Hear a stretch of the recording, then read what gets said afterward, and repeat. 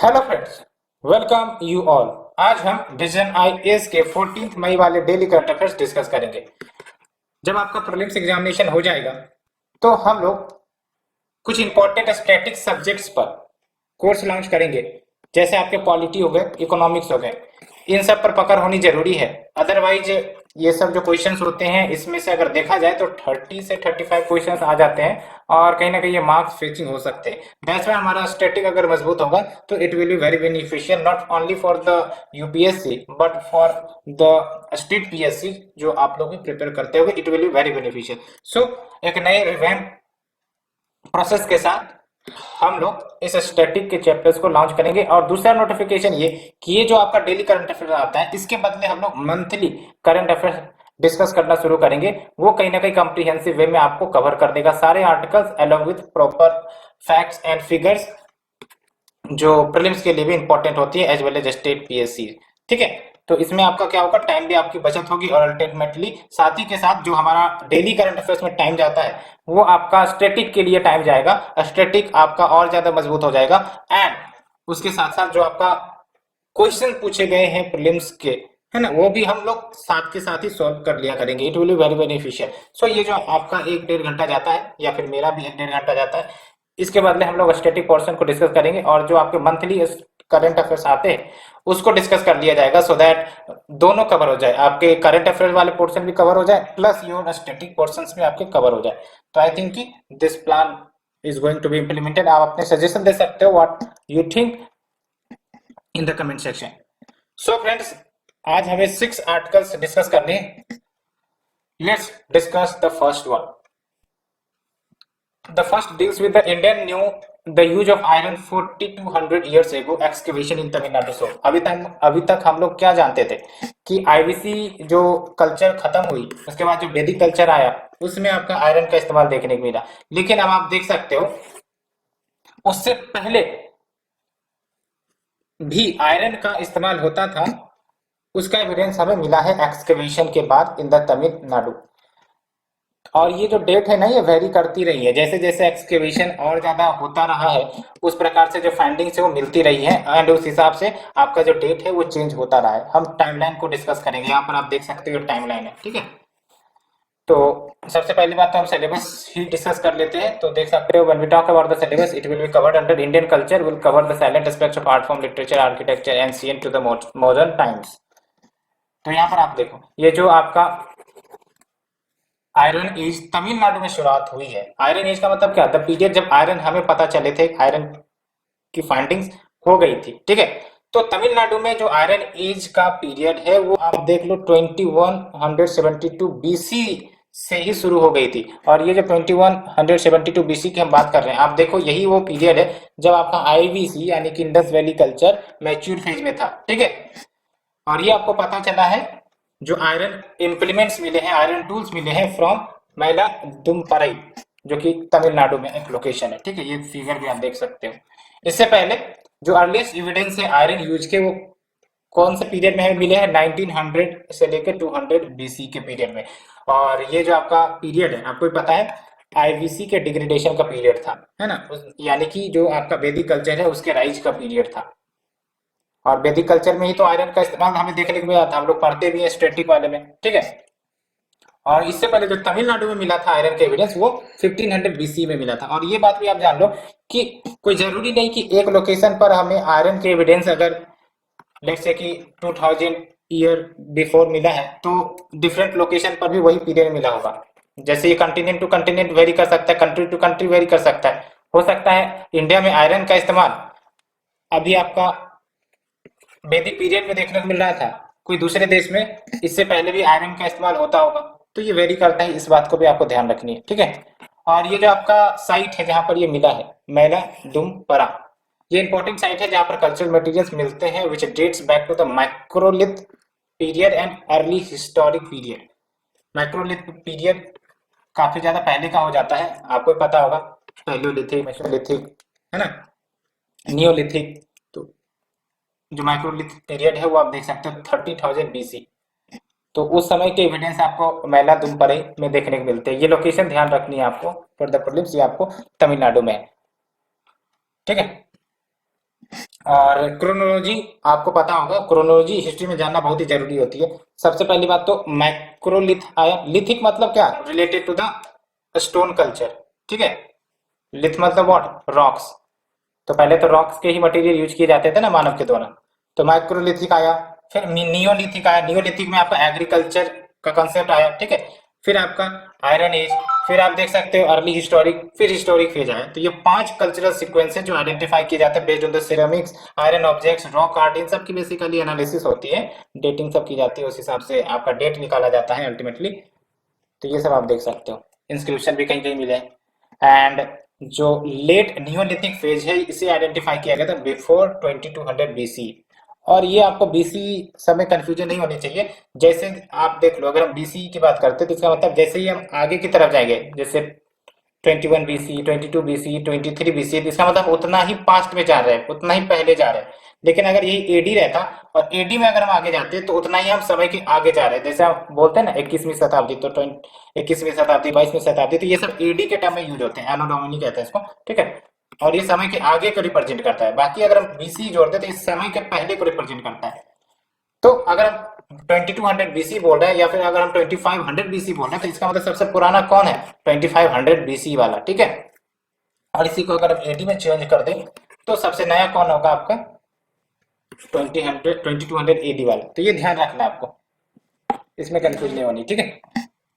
And जो black red ware है इसको इंट्रोड्यूस किया गया था कौन से पीरियड में, लेट नियोलिथिक फेज में ये इंट्रोड्यूस हुई थी, आयरन एज में इंट्रोड्यूस नहीं हुई थी, ठीक है। एंड आयरन एज के टाइमलाइन की अगर हम बात करें तो देख लो, जैसा कि मैंने आपको बताया था कि जो ह्यूमंस ने पहली बार आयरन का इस्तेमाल करना शुरू किया वो रीजन टू रीजन वेरी करता है with respect to the world, है ना। कोई नेशन या फिर कोई रीजन में हो सकता है आयरन एज की शुरुआत बहुत पहले हो गई होगी, इंडिया में बहुत बाद में हुई होगी, तो ऐसा चलता है, ठीक है। देख लो आप इंडिया में भी जो डेट है आयरन के इस्तेमाल को लेकर वो चेंज हुए हैं with respect to the successive findings over the decades. बहुत चीजें नई नई एक्सकवेशन के बाद से चीजें फाइंडिंग होती चली गई और ये डेट रिवाइज होता चला गया, ठीक है। जैसे आईवीसी की ही बात कर ले तो आईवीसी के बारे में अभी हम लोग बहुत कुछ नहीं जानते। अगर कुछ नया एविडेंस निकल कर आता है, ठीक है, तो फिर हम और ज्यादा अच्छी जानकारी रख पाएंगे और ज्यादा कंटेंट हमारा अपडेट होगा। तो यही बात इसमें भी होती है। तो 1979 में आप देख लो आयरन का इस्तेमाल ट्रेस किया गया 1300 बीसी में, कहां पर, अहर रीजन इन राजस्थान। ये देख लो 1300 बीसी में देखने को मिला था कि इस पीरियड में आयरन की इस्तेमाल होनी शुरू हुई थी भारत में पहले 1979 में। लेकिन बाद में ये डेट जो है और ज्यादा पहले गया 1700 से 1800, यानी कि द फेज जब आईवीसी आपका डिक्लाइन हुआ वैदिक कल्चर आया। और यही हम अभी मानते भी है कि जो वैदिक कल्चर है उसी में आपका आयरन एज का इस्तेमाल होना शुरू हुआ था, ठीक है। तो अभी क्या था, डेट को पुश किया गया 1700 से 1800 बीसी में, बिकॉज एक्सकेवेशन जो है वो आपके मिले थे रायपुरा मिड गंगा वैली में। उसके बाद देख लो जो डेट है वो रिवाइज हुआ 1900 टू 2000 बीसी में बेस्ड ऑन द इन्वेस्टिगेशन। कहां पर, मालहार रीजन है वाराणसी में एंड ब्रह्मगिरी जो कि नॉर्थ कर्नाटका में। तो किस प्रकार से ये डेट जो है चेंज हुआ है with respect to the iron age in India based on the evidence जो आती चली गई समय टू समय, ठीक है। अब आप हमें बताओ क्या आईबीसी में आयरन का इस्तेमाल होता था, बिल्कुल नहीं होता था, क्योंकि अभी तो हमने बताया कि आईबीसी में आयरन था ही नहीं, वो तो बाद में आया वैदिक पीरियड में। दैट्स व्हाई आयरन के कोई भी एविडेंस आपको आईबीसी के साइट में नहीं मिलेंगे। अगर ऐसा कोई ऑप्शन प्रोडेंस में आता है, ठीक है, कि iron discovered eight there here, तो आपको पता होना चाहिए कि आयरन आईबीसी में अभी एविडेंस मिले ही नहीं है, इसलिए वहां पर आयरन का इस्तेमाल नहीं होता था। तो एलिमिनेट द ऑप्शन, ठीक है। तो ये पहला आर्टिकल हमने डिस्कस किया friends. Let's move to the second article. Niti Aayog launched the national data and analytics platform for open public use. तो ये जो आपका एनडीएपी है, यानी कि national data and analytics platform, ये एक यूजर फ्रेंडली वेब प्लेटफॉर्म है, यानी कि वेब प्लेटफॉर्म है जो नीति आयोग ने डेवलप किया है। और ये प्लेटफॉर्म एक्सेसिबल होगा सारे यूजर्स को इररेस्पेक्टिव कि वो कौन से डिवाइस यूज करते हैं, टेक्नोलॉजी या फिर एबिलिटी। एंड इसमें आपके फाउंडेशनल डाटा सेट्स होंगे जो भी वेरियस गवर्नमेंट एजेंसीज हमारे यहाँ हैं उनसे रिलेटेड जो भी वो पब्लिक गवर्नमेंट डाटा रिलीज करती है वो इस प्लेटफॉर्म पर मिल जाएंगे, सो दैट कोई भी रिसर्चर या फिर सिटीजन डाटा को यूज करना चाहता है फॉर द रिसर्च एनालिसिस तो इस प्लेटफॉर्म से वो डाटा गैदर कर सकता है, एनालिटिक्स एंड विजुअलाइजेशन कर सकता है। एम क्या है देख लो आप, to democratise access to public government data. Democratise मतलब क्या, वो अवेलेबल हो डाटा पब्लिक के लिए, ठीक है। कैसे, तो एक्सेसिबिलिटी इंप्रूव करके as well as publishing the Indian government data on this platform. जरूरत क्यों है? तो पहली बात तो ये जो डाटा अभी इस प्लेटफॉर्म पर उपलब्ध करवाई जाएंगी, इससे पहले क्या होता है कि डिफरेंट मिनिस्ट्रीज के वेबसाइट पर आपको डाटा मिलेंगे, ठीक है, यूजर सेंट्रिक मैनर में डाटा अवेलेबल नहीं होते, तो इसके कारण एनालिसिस करना, कलेक्ट करना, ठीक है, उसमें डिफिकल्टी होती है। तो इस डिफिकल्टी को समाप्त करने के लिए आपका ये कंसेप्ट लाया गया कि एक ही प्लेटफॉर्म पर प्रॉपर ओरिएंटेशन के तहत डाटा उपलब्ध हो जाए और data ecosystem is incoherent with different standards. And governance structure क्या होगा? तो एक high powered inter ministerial standing committee होगी which will be under the chairmanship of vice chairman of NITI Aayog, और ये डायरेक्शन देगा एज वेल एज इसके प्रोग्रेस को भी देख रेख करेगा। Along with technical advisory group बनाई जाएंगी सो दैट एक्सपर्ट कंसल्टेशन प्रोवाइड की जा सके, along with project management unit to coordinate with different stakeholders. And we have the technology vendor for development and operation of NDAP, यानी कि technology vendor भी होगा जो डेवलपमेंट करेगा एज वेल एज ये जो आपका एनडीएपी प्लेटफॉर्म है इसको ऑपरेट करेगा। सिग्निफिकेंस क्या होगा? आप भी समझ सकते हो, डाटा जब प्रॉपर्ली उपलब्ध होंगी तो क्या सिग्निफिकेंस होगा? It will B user friendly, आसानी से आप हम विजिट कर या फिर जिसको भी डाटा का काम है वहां से वो एक्सेस कर सकते हैं। एंड जो भी पॉलिसी मेकर्स हैं, रिसर्चर्स हैं, सिटीजन्स हैं, वो सब इसका इस्तेमाल कर सकते हैं आराम से। प्रॉपर स्टैंडर्डाइजेशन फॉर्मेट है, डाटा जिस रूप में वहां पर पब्लिश की जाएंगी तो आराम से क्रॉस सेक्शनल एनालिसिस भी किया जा सकता है। And we have the standard operating procedures to ensure कि डाटा रेगुलरली अपडेट होते रहे। ऐसा नहीं कि आज अपडेट किया फिर 5 साल बाद अपडेट करेंगे, डाटा अपडेट होनी चाहिए रेगुलरली, तभी तो डाटा का प्रॉपर रियल टाइम एनालिसिस और उसका जो भी इस्तेमाल करना है वो हो सकेगा। एंड डिस्कशन को इनकरेज करने की बात करी है सोशल मीडिया में, डाटा ड्रिवन डिसीजन मेकिंग की भी बात कही है, ठीक है। सो फ्रेंड्स, ये हमने डिस्कस किया। Let's move to the next article. Supreme court took serious note of huge vacancies नहीं है, वैकेंसीज है in the central administrative tribunal. तो वैकेंसीज की नाम तो हम सुनते रहते हैं कि यहाँ पे वैकेंसीज है, वहाँ वैकेंसीज है, और इसके कारण होता क्या है? उसके कारण डिले इन जस्टिस, है ना। साथ ही साथ जो सिटीजन का राइट है टू एक्सेस टू जस्टिस वो तो प्रभावित होता ही, और राइट टू जस्टिस का फंडामेंटल राइट ही तो है हमारा, तो ये बात है। तो हम जानेंगे सीएटी के बारे में भी, लेकिन before that we discuss the syllabus. Article number 2 का syllabus I think we have didn't discussed it, तो उसका जो सिलेबस है आपका इसमें आ जाता है, देख लो, गवर्नेंस के एस्पेक्ट में आ जाएगा। एंड आर्टिकल नंबर 3 की अगर हम बात करें तो article number 3 will be covered under dispute resolution mechanism and institutions, ठीक है। तो आप यहाँ पर देखो डाटा जो निकल कर आ रही है, 69 सीएटी पोस्ट है, उसमें से 40 वैकेंट है, तो मोर देन 50% हो गया ना, 50 या 60 या 70% से ज्यादा सीट वैकेंट है ना। तो सुप्रीम कोर्ट ने इसी को ध्यान में रखते हुए अपना एक्स्ट्रा ऑर्डिनरी पावर इस्तेमाल किया which comes under the article 142 class 1 of the constitution, so that वो ऑर्डर कर सके कि जो भी एग्जिस्टिंग सीएटी मेंबर्स है वो अपने टेन्यूर के बियॉन्ड भी ऑपरेट कर सकते हैं। और article 142 is very very important because article 142 class 1 empower the supreme court कि वो कोई भी ऑर्डर पास कर सकते हैं, कोई भी ऑर्डर दे सकते हैं which is very much necessary for doing complete justice in any matter जो उनके पास पेंडिंग हो, ये ध्यान रखना है, ठीक है। एंड अब ये जो ह्यूज वैकेंसीज हमें देखने को मिलती है उसका क्या परिणाम होता है? निगेटिव परिणाम ही तो होगा। पहली बात तो ये देखो, ये जो सीएटी के सेंट्रल एडमिनिस्ट्रेटिव ट्रिब्यूनल के 6 बेंचेज है, जैसे जबलपुर हो गया, कटक हो गया, लखनऊ हो गया, यहाँ पर सिर्फ एक ही मेंबर है, ठीक है, मेंबर की कमी है, यानी कि समझ सकते हो कैसे सीएटी ऑपरेट होती होंगी। एंड जो मैसिव बैकलॉग है, डिले होता है डिस्पोज करने में केसेस को, इसके कारण सिटीजन का जो राइट है टू एक्सेस टू जस्टिस वो इम्पिंज होता है, वो वायलेट होता है, ठीक है।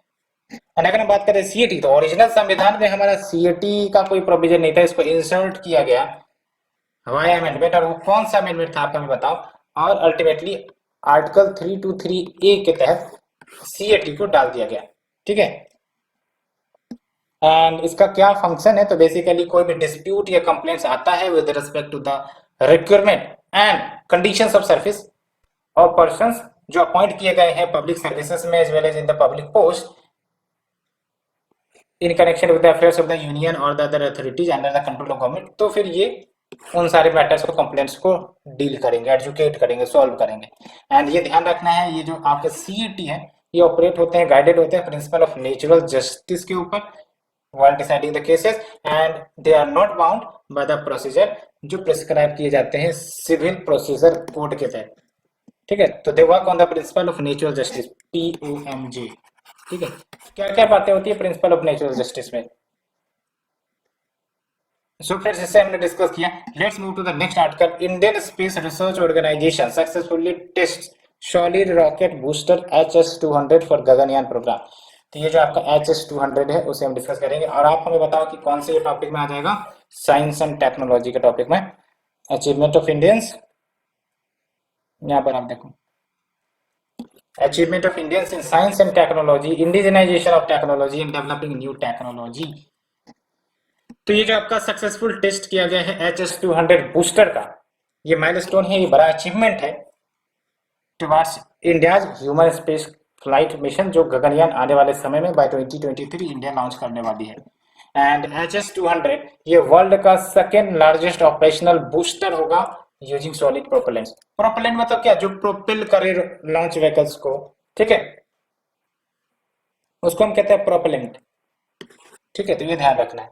और ये ह्यूमन रेटेड वर्जन है S-200 रॉकेट बूस्टर का, जो इस्तेमाल किए जाते हैं GSLV Mark 3 में, मतलब यूज किए गए हैं GSLV Mark 3 में भी ये आपका HS-200 यूज किया गया है। ठीक है, जिसको हम LVM-3 भी कहते हैं, launch vehicle mark 3 short form में। एंड ये जो आपका GSLV Mark 3 है, ये 3 प्रोपल्सन स्टेजेस का इस्तेमाल करता है। Mark 3 से याद रख सकते हो, 3 मतलब 3 स्टेज है, सॉलिड भी, लिक्विड भी और क्रायोजेनिक। क्रायोजेनिक यानी काफी कूल टेम्परेचर। ठीक है, एंड इससे पहले इसरो ने successfully long duration hot test liquid propellant Vikas engine का भी टेस्ट कर लिया है।